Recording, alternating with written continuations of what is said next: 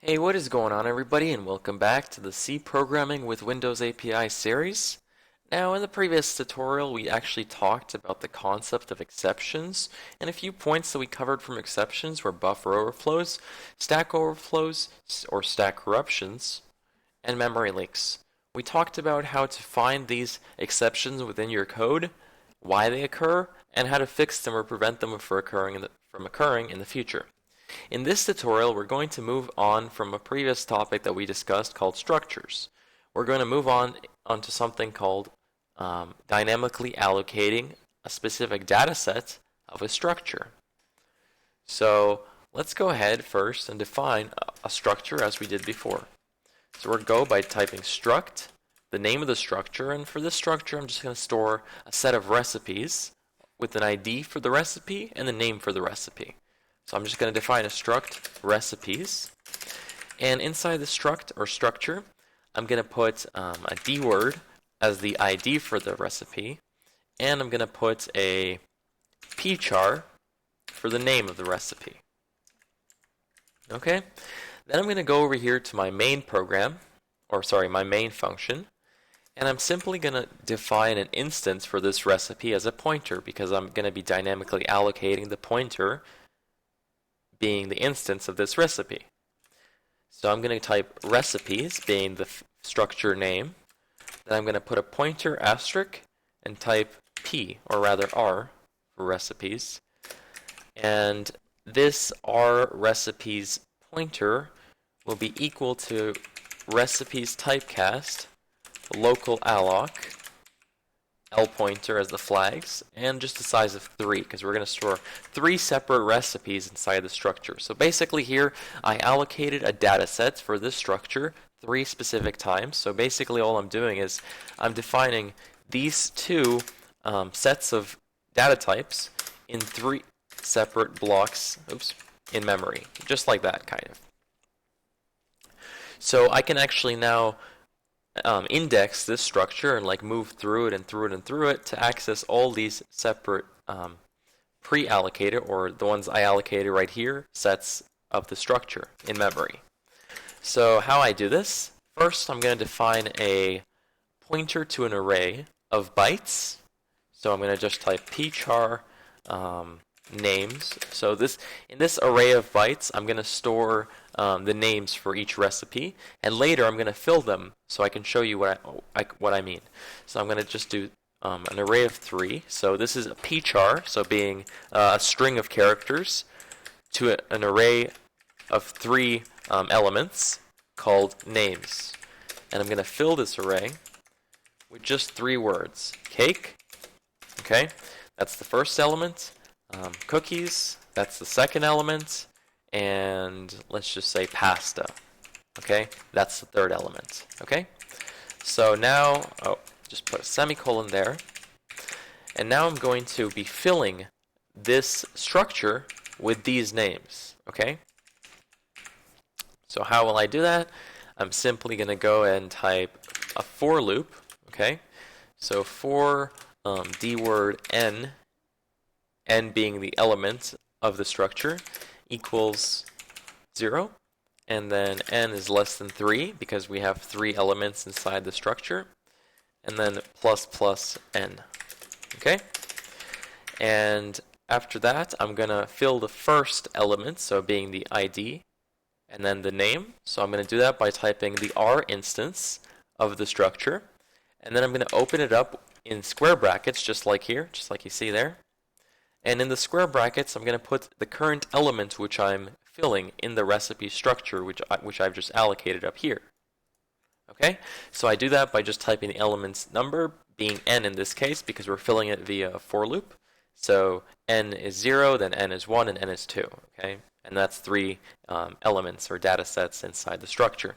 I access the first data type, ID, by putting a dot after the element number and ID. And the first ID is just n, okay, 0, 1, 2, and so on. And then I'm going to be copying these names, okay, into name for each respective data set in the recipe structure. So how I'm going to do this is first I'm going to have to get the size, store the size of each respective name for the given element. So I'm just going to call this as a D word. Actually, better yet, I'll move tools.h over here for now because we won't need the structure anymore as we already wrote it down. And I'm just going to define it right here. So just put like a comma, size equals to L string length, so the string length of A of names and element n. Okay? So we're just going to fill them one by one. So now I'm going to write Rn, so element n, dot name, and now I have to allocate the name because note the name data type is of the pchar, is a pchar, so a char pointer, so I have to first allocate that char pointer, then I can copy memory into it. But before I copy memory into it, I actually have to clear the memory from that current allocated region. Okay, so Rn, so instance R element n dot name equals to char pointer local alloc L pointer and size +1. Keep in mind +1 because I have to add a null terminator to the last character in the copied string. Okay, so then I just simply check if Rn, remember because we have to check the return value of every WinAPI function, so in this case local alloc. And the reason that we don't check size is because we automatically know that size is going to return a true value because we've already set the bytes for ourselves for the names array. Okay, so we check if this doesn't equal to null, then we can first we'd call zero memory, which is just to define for the memset command, which basically just frees or like zeros or sets a certain region space of memory being the size parameter with the value being any kind of integer or character, for instance. So like a single character, I mean, like so. So the destination for us is Rn dot name. Value is 0, and we're just going to make this zero memory. Zero memory makes it easier because they actually define it in a pretty unique way, like with RTL zero memory. They put the 0 in for us into memset because they automatically assume that zero memory is going to zero out the memory of the given region. So they put the 0 in for us. That's why zero memory only takes 2 parameters. So destination and the size. So the size being size. Okay, so then we can just do copy memories, which is just the mem copy. Destination being rn.name. The source, well, the source for us is names n, and the size is just simply size. Okay, and then we follow up by doing rn name. Remember, we have to set a null terminator at the last character of the name char pointer, which in this case is size, being the last character, since so the size being the size of the string. So in this case, it would be, in the case of cakes, the size would be 4, and the 4th character +1, right? Remember, because like it starts from 0, so this is 0, this is 1, this is 2, and this is 3, and then the 4th character is where we're going to set the null terminator at size, set it equal to 0. Okay, and then this should basically fill our structure that we've just made right here with 3 separate elements and 3 separate data sets. So now what we're going to do is we're just going to move through this structure after we filled it with another for loop, okay? Just by doing for, here, let's make this d word n a local variable instead of just in the for loop, so d word n, and then we're going to reset n back to 0 here, so n equals 0, and n is less than 3, plus n, and then we're just going to do something along the lines of this. So So we're going to set a char array called output. So with the variable name output, set it equal to like 32 characters. I think that's fair. Yeah, 32 characters.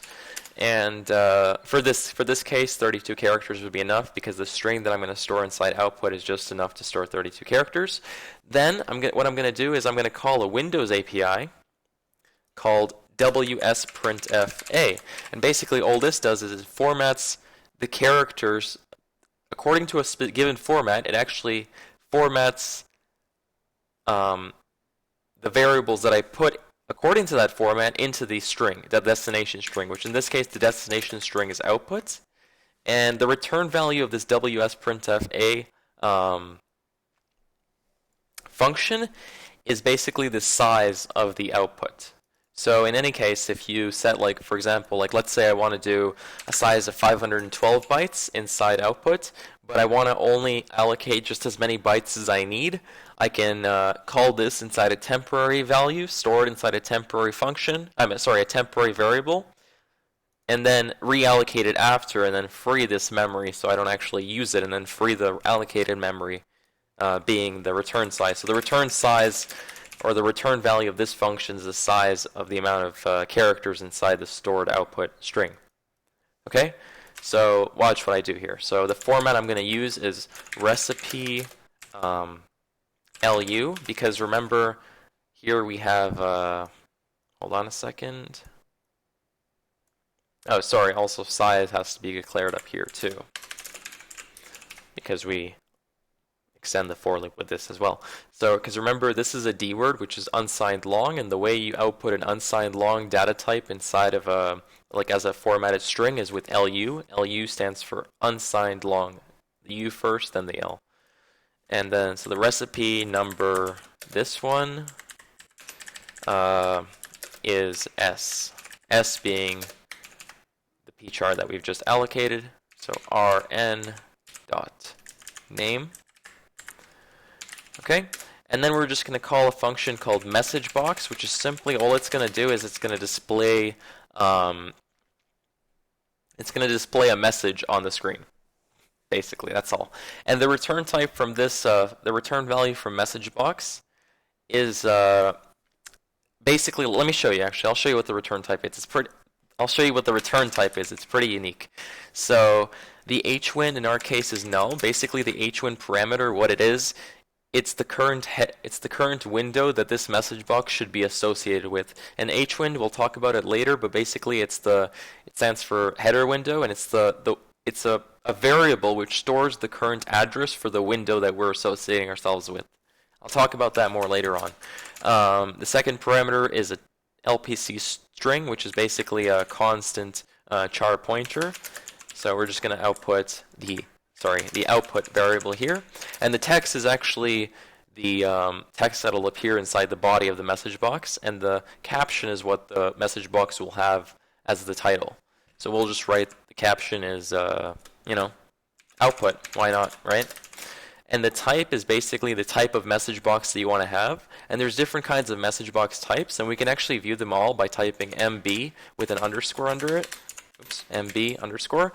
And this right here, MB, these are all the kinds of types of message box that we can have. Like you can see, we can have a message box with help in it, like basically a little question mark on the side, or an icon asterisk, basically like an asterisk icon on the side, or we can actually mix two with the piping by piping them. But like what I mean is, let's say we want to have just MB OK, which is just an OK button, and then I want to also pipe it with MB.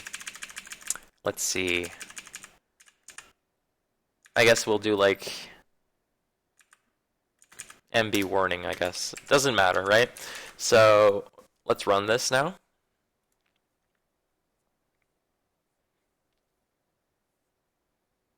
And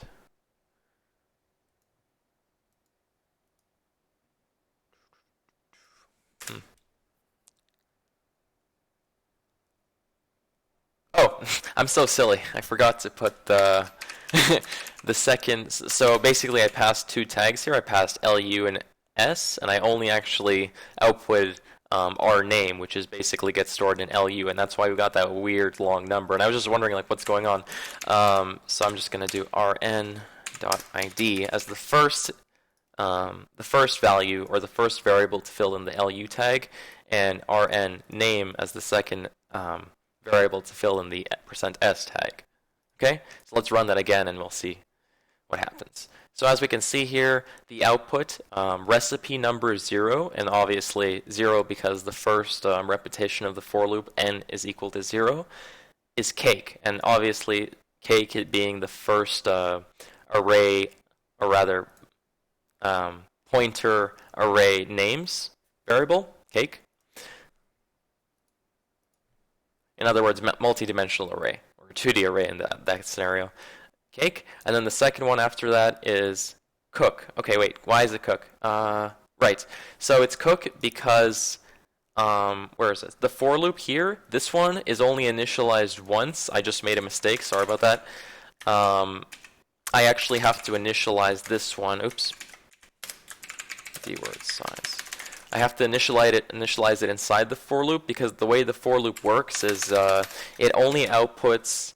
It only counts this first parameter in the for loop, or first argument to the for loop, once, because obviously if it keeps resetting n to 0, this for loop will never end because it'll never match this scenario. I forgot that it only considers this argument once, and this is only where you're supposed to set the actual values for this for loop. So I'm actually just going to set size here, and the reason it only outputted cook was because cake was only 4 characters long, and that assumed that the copy, when we copied it here, since size is only set once, when we had it here, it only copied 4 characters from cookies, which was just cook. So I'm just going to output it, or get the size of the names bytes, names pointer array here. And that'll give me the unique size every time. So let me just run that up, run it again, and just show you here. So here we have recipe number 0 is cake, and now we have recipe number 1 is cookies, and as you can see here, recipe number 2 is pasta. Okay, and that's basically our application, and it finished.